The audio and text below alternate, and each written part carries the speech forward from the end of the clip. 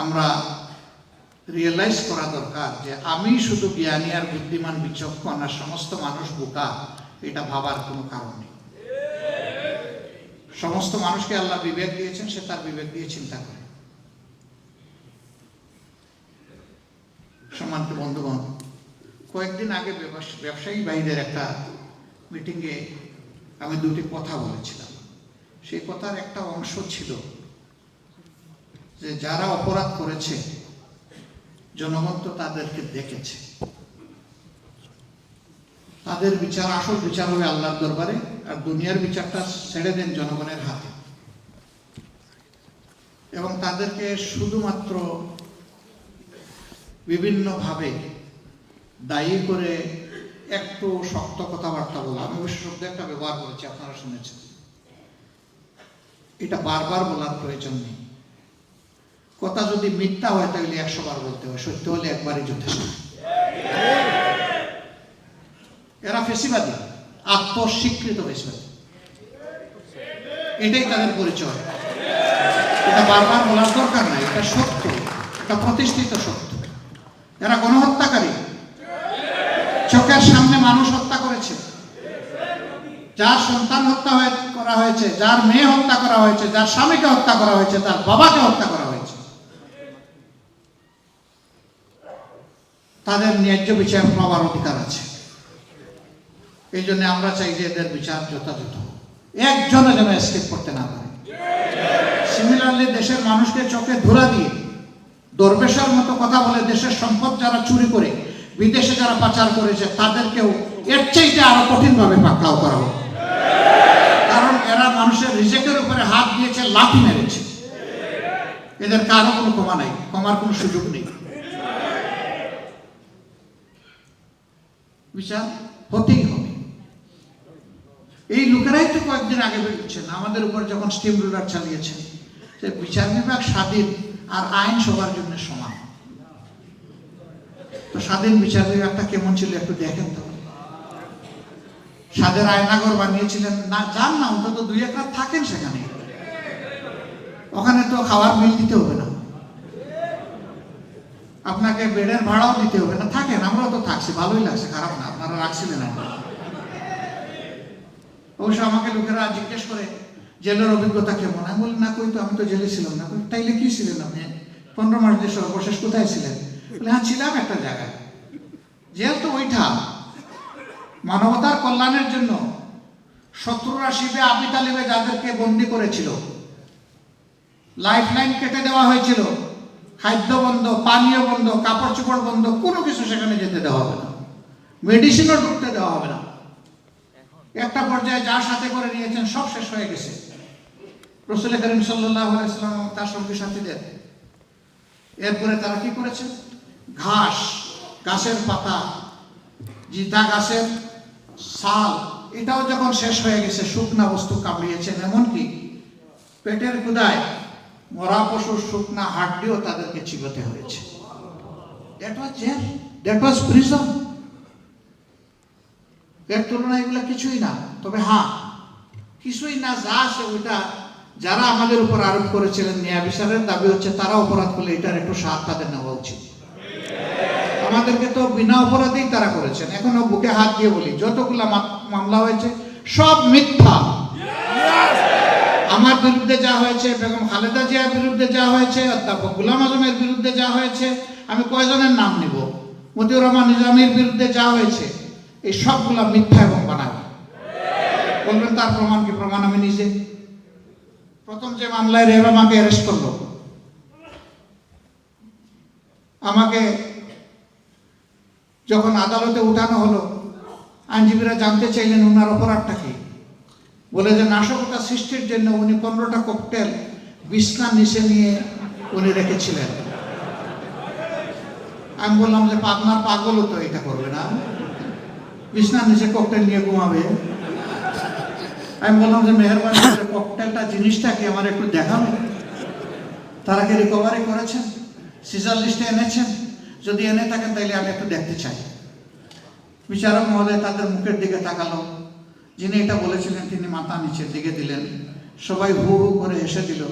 এর বিনিময়ে আমার 10 দিনের রিমান্ড মঞ্জুর হল। কি আজগুবি দেশ। ওপেন কোর্টে বিচারক বলতেছে যে অভিযোগ এনেছেন, যে সাক্ষী দিলেন, এর বিনিময়ে মতিউর রহমান নিজামীকে একদিনের জন্য জেল দেওয়া যায় না। আবার আমরা তো বড় আশায় বুক বেঁধে থাকলাম যে উনি ইনশাল্লাহ আজকেই বের হয়ে যাবেন। রায়ের দিন যখন আসলো, দেখা গেল যে ওনার বিরুদ্ধে এই অভিযোগ প্রমাণ হয় নাই, খালাস, এই অভিযোগ প্রমাণ হয়েছে, ওনাকে মৃত্যুদণ্ড প্রদান করা হলো। এর জন্য ইউরোপের একটা কন্ট্রিবিউশন আছে, ইউরোপের থেকে একজন মানুষের বিচারক বিচার করতেন বাংলাদেশে, আর উনি রায় ডিকটেট করতেন ব্রাসেলসে বসে। কায়েব কেলেঙ্কারির কথা আপনারা জানেন। ওই প্রাচীন যুগের ওই বিচারকের মতো মাথার উপরে টানা পাকা চলতেছে, তো সেখানে লালও আছে আবার সবুজও আছে। তো তিনি যখন রায় দিবেন কোন আসামিকে খালাসের রায়, তখন সবুজটা তুলে, তো একদিন রশিতে একটু পেস্ট লেগে গেছে, সবুজও তুলে লালও তুলে।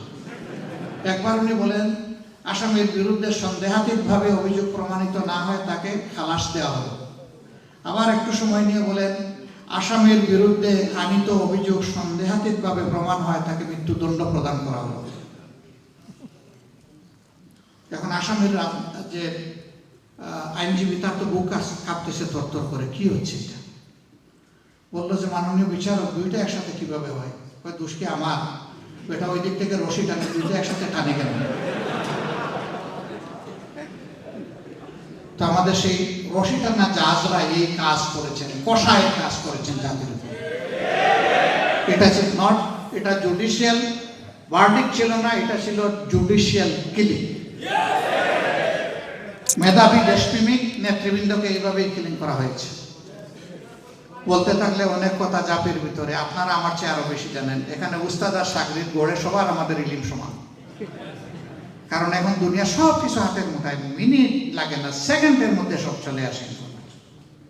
আমি কথা আর বাড়াচ্ছি না, আবারও বলবো, আসুন, আল্লাহর আইন মানুষকে প্রকৃত শান্তি দিতে পারে, সম্মান দিতে পারে, ইজ্জত দিতে পারে, দুনিয়ার মুক্তির সাথে সাথে আখিরাতের গ্যারান্টিও নিশ্চিত করতে পারে।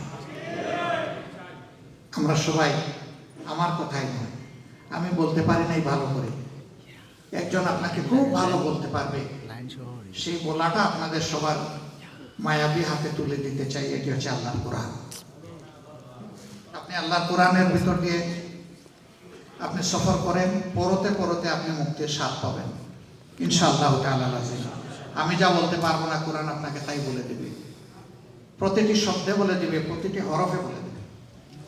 আমি সবাইকে এখানে যারা উপস্থিত হয়েছেন আমি অনুরোধ করব, প্লিজ গো থ্রু দ্য কোরআন। এটা আল্লাহ আপনার জন্য উপহার দিয়েছেন, উপহার, আল্লাহর উপহার ফেরত দেবেন না, ওয়াল্লাহ ফেরে রাখবেন না। এই উপহারের যত্ন নিন। আল্লাহ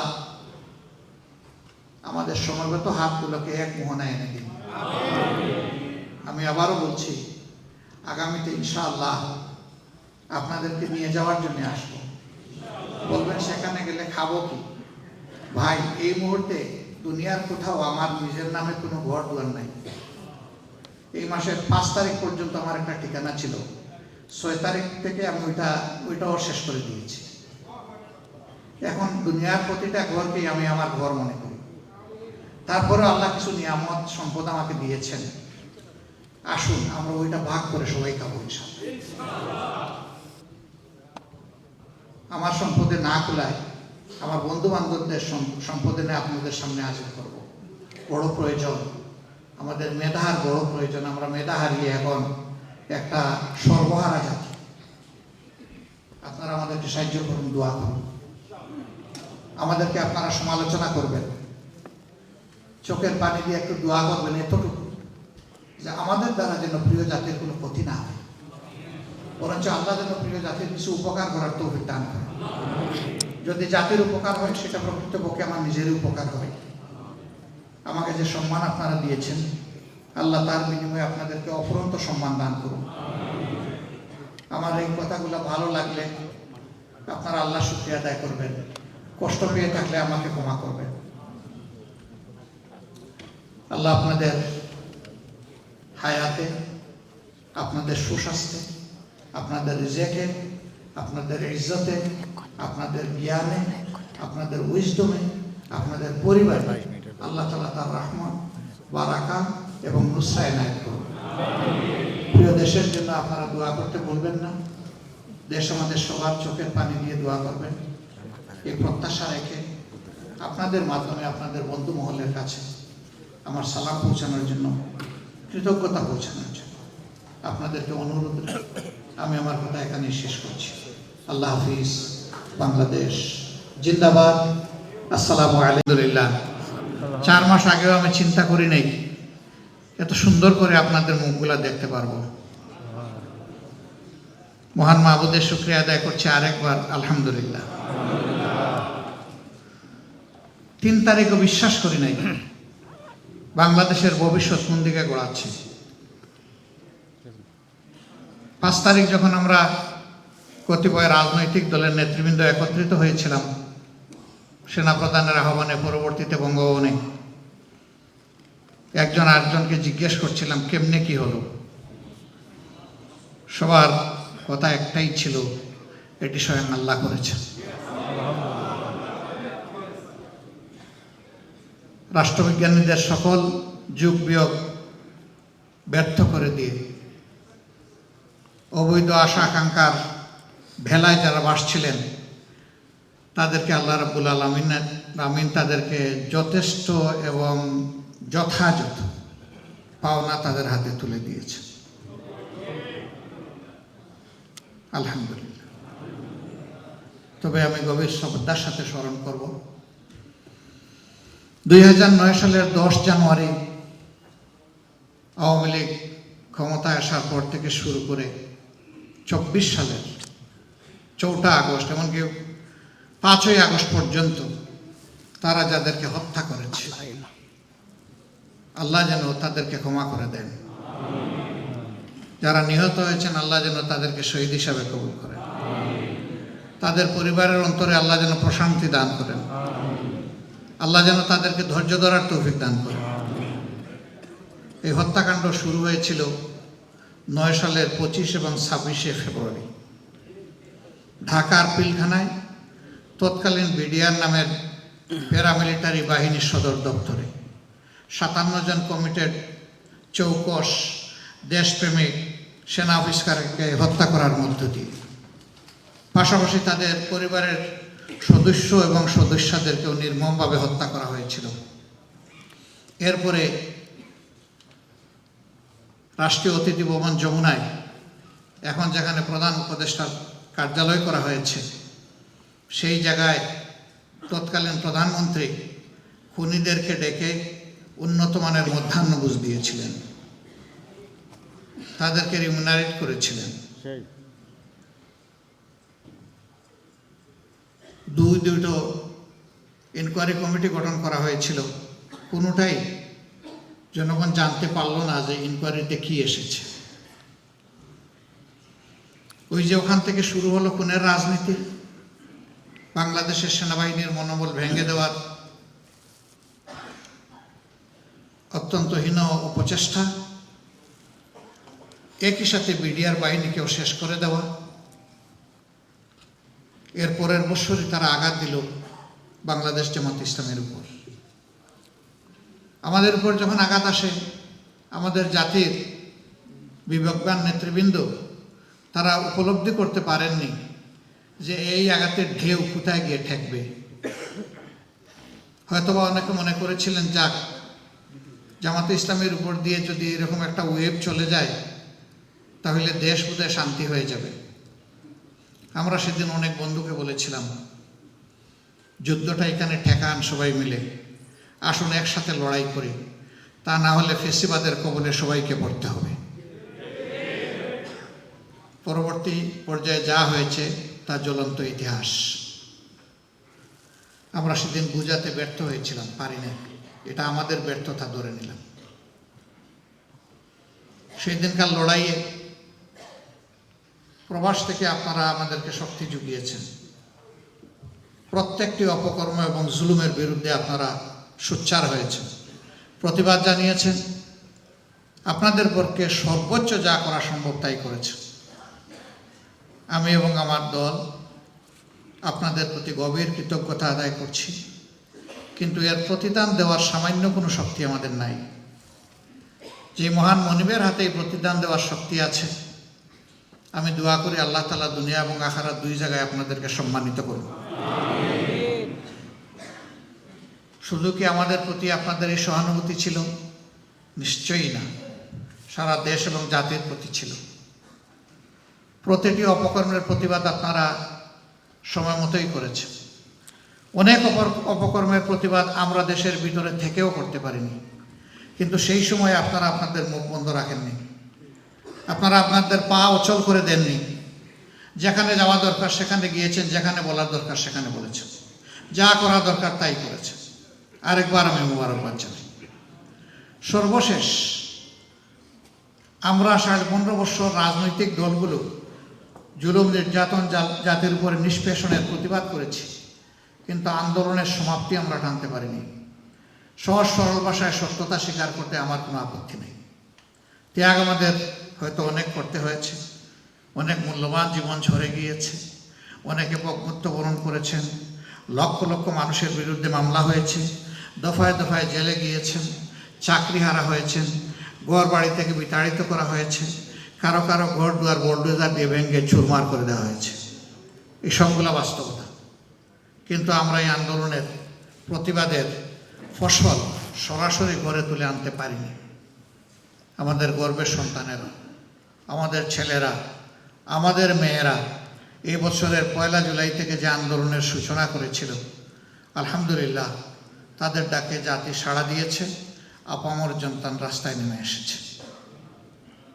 জাতি ঐক্যবদ্ধ হয়েছে, জুলুমের বিরুদ্ধে বুক চিতিয়ে দাঁড়িয়েছে। সেই ছেলেটা ইতিহাসের আইকন হয়ে গেল, আমরা তার জন্য গর্বিত। আবু সাইদ ডানা মেলে বলেছিল, হয় আমার অধিকার দে, না হয় বুকে গুলি দে। অধিকার দেয় নাই, পরপর 3টা গুলি করে তাকে হত্যা করা হয়েছে। গরিবের সন্তান, 5টা ভাইয়ের মধ্যে কেউ প্রাইমারি লেভেল ক্রস করতে পারেনি। সে ছিল অসম্ভব ধরনের মেধাবী, বেগম রোকেয়া বিশ্ববিদ্যালয়ের একজন মেধাবী ছাত্র। তার বাতি নিভে গেল, তার পরিবার তার মুখের দিকে তাকাইয়া তাদের সংসারে আলোর কিছু জলখানি দেখতে চেয়েছিল, সে আলো নিভিয়ে দেওয়া হলো। শুধু কি সে একা? তার মতো এক এক করে 16 থেকে 1650 আমাদের ধারণা তাদেরকে হত্যা করা হলো। সেখানে 1.5 বছরের কুলের শিশু ছিল। এই একটা শিশু যদি জীবন পেয়ে আজকে জিজ্ঞেস করে আমি শিশু, আমার কি অপরাধ, কি জবাব দিবে তারা?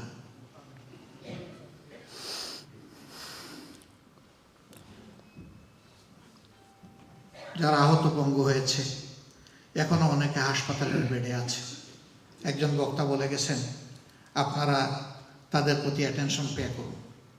আমরা একটা দল হিসাবে যতটুকু সম্ভব আমরা চেষ্টা করছি সকলের পাশে দাঁড়ানো, কিন্তু চাহিদা প্রয়োজন এত বেশি, এটা কোনো দলের পক্ষে সম্ভব না, এমনকি এককভাবে সরকারের পক্ষেও সম্ভব না। এখানে সকলের সম্মিলিত প্রয়াস লাগবে। আমরা কয়েকটা দেশকে অনুরোধ করেছিলাম, তোমরা আমাদের বন্ধু, এ বিপদে এগিয়ে আসো, আমাদের কিছু আহত পঙ্গু ছেলেমেয়ের দায়িত্ব নাও, আমরা তোমাদের কাছে চিরজীবন ঋণী থাকব। ইতিমধ্যে 2-3টা দেশ আলহামদুলিল্লাহ তারা ওয়ার্ম রেসপন্স শো করেছে, এগিয়ে এসেছে। আমরা আশা করি আরও বন্ধুরা এগিয়ে আসবেন, আমাদের পাশে দাঁড়াবেন। আমরা চিরদিন তাদেরকে শ্রদ্ধার সাথে স্মরণ করব। যেমন আমি আপনাদের প্রতি কৃতজ্ঞ, তেমন আমি এই দেশের সরকারের প্রতি কৃতজ্ঞ। এই পুরাটা জুলুমের সময় ধরে আমাদের কলিজার টুকরা অনেক যুবক যুবতী জুলুম নির্যাতনের কারণে দেশ ছাড়তে বাধ্য হয়েছে। এই দেশ তাদেরকে আশ্রয় দিয়েছে, তাদের দিকে হাত বাড়িয়েছে, তাদেরকে নাগরিকত্ব দিয়েছে। আমরা তাদের প্রতিও কৃতজ্ঞ। আমরা ইউকে সরকারকে আমাদের পক্ষ থেকে কৃতজ্ঞতা জানানোর পাশাপাশি আমরা বলবো, প্রিয় দেশে আইনের শাসন কায়েমে আপনারা আমাদেরকে সহায়তা করুন। আপনারা কোনো মিসক্রিয়েন্টকে, কোনো দুষ্কৃতিকারীকে মেহরবানি করে আপনারা প্রশ্রয় দেবেন না। যারা আমাদের টাকা লুণ্ঠন করে, চুরি করে আপনাদের দেশে পাচার করেছে, তাদেরকে আপনারাও পাকড়াও করুন, আর ওই টাকাগুলো আমাদেরকে ফেরত দিয়ে আপনারা আমাদেরকে সাহায্য করুন। এতে আমাদের দেশ এবং জাতি আপনাদের এই অবদান গভীর শ্রদ্ধার সাথে স্মরণ করবে। আমরা বিশ্বাস করি এখানে আইনের শাসন আছে, আইনের শাসনের প্রতি আমাদের শ্রদ্ধা আছে। আপনারা এইটুকু করবেন, আমরা আশ্বস্ত হতে চাই, আস্থা রাখতে চাই। সম্মানিত সুধীমণ্ডলী, আজকে আপনারা এসে আমাকে সম্মানিত করেছেন। আমাকে আপনারা সম্মানিত করেননি, মজলুমদের একজন ক্ষুদ্র প্রতিনিধি হিসাবে আপনারা সত্যিকার অর্থে 18 কোটি মানুষকেই সম্মানিত করেছেন। আমি মজলুমদের একজন মাত্র।